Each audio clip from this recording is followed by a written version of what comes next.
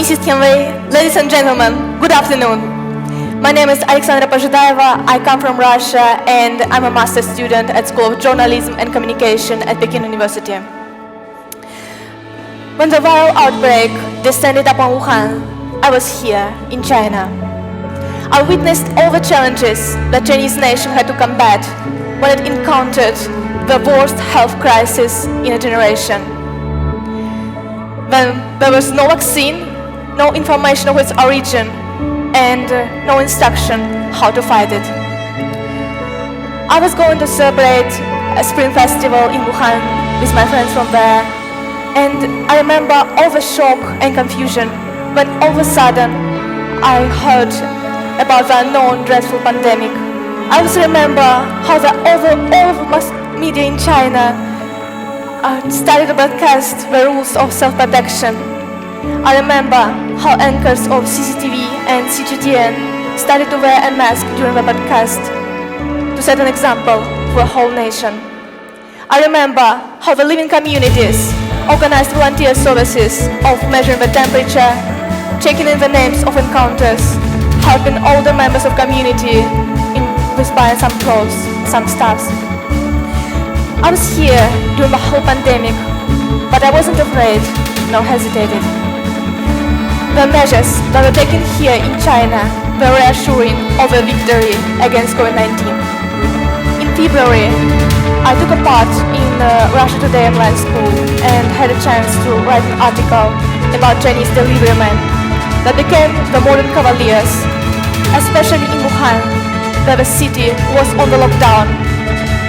And deliverymen accepted the challenge, got down the road, giving up their holiday time with family and risking their own lives in order to help others in need.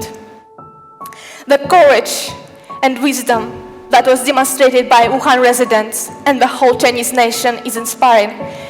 China, just in a few months, China became the safest place in the world.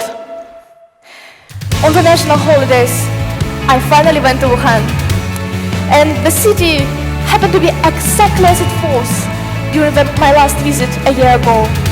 I saw dozens of people lining up at the hot dry noodles shop. I saw the yellow crane tower was once again full of tourists. Wuhan is safe, and now it became a symbol of victory over pandemic for the rest of the world. The Chinese and Russian people have offered each other support in this tough battle. During the height of the China's battle, Russia has silently delivered 200 pounds of medical supplies. Russian media companies provided 10,000 masks to CCTV. And a few months later, when the pandemic surfaced in Russia, China has immediately offered its helping hand to us. Many times assisted by procuring materials and even organized the Chinese-Russian an online conference between Chinese and Russian medical researchers. COVID-19 once again demonstrated that mankind is a community with a shared future, and partnership is a valuable asset in the fight against COVID-19. And it's also a choice of all the countries that rise up together again to global challenges.